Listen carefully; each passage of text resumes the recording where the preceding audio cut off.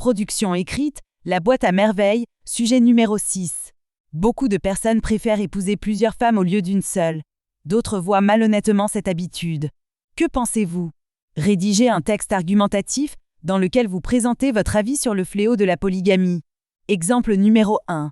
La polygamie est une pratique qui divise les opinions et suscite de vifs débats. D'un côté, certaines personnes défendent le droit d'épouser plusieurs femmes, invoquant des raisons culturelles, religieuses ou personnelles. D'un autre côté, d'autres considèrent cette pratique comme malhonnête et nuisible à la dignité et au bien-être des femmes concernées. Pour ma part, je suis fermement opposé à la polygamie et je considère qu'elle constitue un fléau qui doit être combattu. Tout d'abord, la polygamie va à l'encontre des principes fondamentaux de l'égalité entre les sexes et du respect de la dignité humaine. En permettant à un homme d'épouser plusieurs femmes, cette pratique crée une hiérarchie entre les épouses, plaçant certaines dans une position inférieure par rapport aux autres.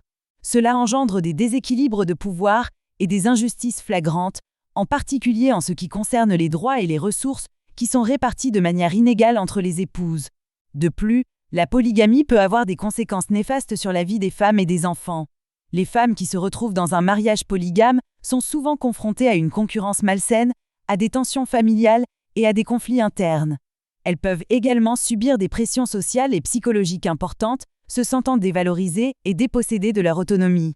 Les enfants issus de mariages polygames peuvent également être affectés, tant sur le plan émotionnel que matériel, en raison de la complexité et de l'instabilité de leur environnement familial. En outre, la polygamie peut contribuer à perpétuer des stéréotypes de genre nocifs et renforcer les inégalités entre hommes et femmes. Elle peut favoriser une vision réductrice des femmes en tant qu'objet de propriété ou de reproduction, plutôt que comme des individus autonomes et égaux. Cette pratique limite également les opportunités des femmes en matière d'éducation, de carrière et d'épanouissement personnel, en les cantonnant à un rôle traditionnel et restrictif. Il est important de souligner que la condamnation de la polygamie n'est pas une remise en question des valeurs culturelles ou religieuses, mais plutôt une reconnaissance du besoin de protéger les droits et la dignité de toutes les personnes concernées. L'égalité des sexes et le respect des droits humains sont des principes universels qui doivent prévaloir sur les pratiques traditionnelles préjudiciables. En conclusion, la polygamie est un fléau qui nuit à l'égalité entre les sexes, à la dignité des femmes et au bien-être des enfants. Cette pratique perpétue des inégalités, renforce des stéréotypes nocifs et limite les opportunités des femmes. Il est essentiel de promouvoir l'égalité, le respect des droits humains et le choix individuel dans les relations conjugales. La polygamie ne peut être considérée comme une pratique acceptable dans une société moderne et égalitaire. Exemple numéro 2. La lecture est une activité essentielle qui enrichit l'esprit et ouvre de multiples horizons. Elle joue un rôle fondamental dans le développement personnel, l'acquisition de connaissances et l'épanouissement individuel. Ainsi, je suis convaincu de l'importance capitale de la lecture dans la vie d'un individu. Tout d'abord, la lecture permet d'explorer des mondes imaginaires et de vivre des expériences au-delà de notre réalité quotidienne. Les livres nous transportent dans des univers fascinants, nous font voyager à travers le temps et l'espace et nous permettent de vivre des aventures extraordinaires. Ils nourrissent notre imagination, stimulent notre créativité et élargissent nos perspectives. En outre, la lecture est une source inépuisable de connaissances et d'apprentissage. Les livres nous permettent d'accéder à une multitude d'informations, de découvrir de nouvelles idées et de développer notre compréhension du monde qui nous entoure. Ils nous offrent la possibilité d'approfondir nos domaines d'intérêt, d'explorer de nouvelles disciplines et d'acquérir des compétences précieuses. Grâce à la lecture, nous pouvons nous instruire, nous informer et nous éduquer de manière autonome. Par ailleurs, la lecture développe notre esprit critique et notre capacité à penser de manière analytique. En nous confrontant à des idées différentes, des opinions contradictoires et des perspectives variées, les livres nous incitent à réfléchir, à remettre en question nos propres croyances et à forger notre propre jugement. Ils nous permettent de développer notre esprit critique, d'apprendre à argumenter et de former notre pensée de manière rigoureuse. Enfin, la lecture a un impact significatif sur notre développement personnel et notre bien-être.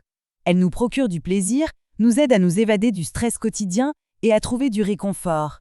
Les livres sont de véritables compagnons qui nous accompagnent dans les moments de solitude et de réflexion. Ils nous offrent des enseignements sur la nature humaine, les relations interpersonnelles et nous aident à mieux nous comprendre nous-mêmes.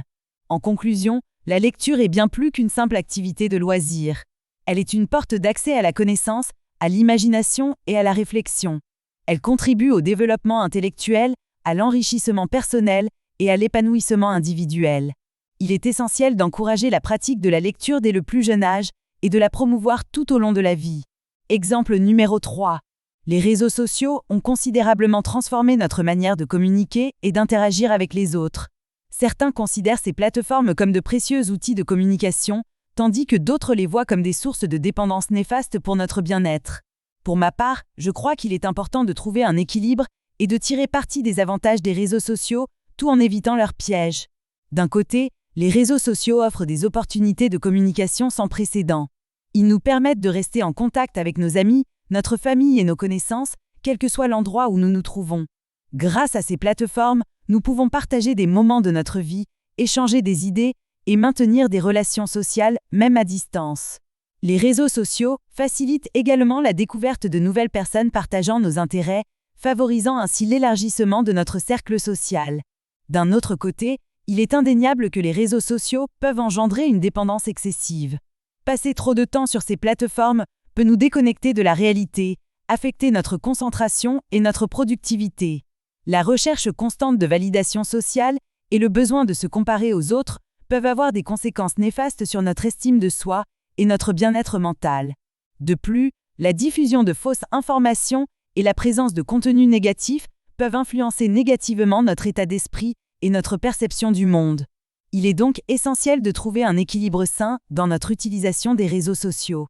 Nous devons prendre conscience de notre consommation et limiter le temps que nous y consacrons. Il est important de privilégier les interactions réelles, de cultiver des relations authentiques et de consacrer du temps à des activités enrichissantes hors ligne. Par ailleurs, il est crucial d'exercer un esprit critique face au contenu que nous rencontrons sur les réseaux sociaux, de vérifier les sources et de ne pas se laisser influencer par des informations trompeuses. En conclusion, les réseaux sociaux peuvent être des outils puissants de communication, mais ils comportent également des risques de dépendance et d'impact négatif sur notre bien-être. En adoptant une approche consciente et équilibrée, nous pouvons profiter des avantages des réseaux sociaux, tout en préservant notre santé mentale et notre qualité de vie. Il est important de rester maître de notre utilisation des réseaux sociaux et de ne pas laisser ces plateformes dicter notre bonheur et notre épanouissement.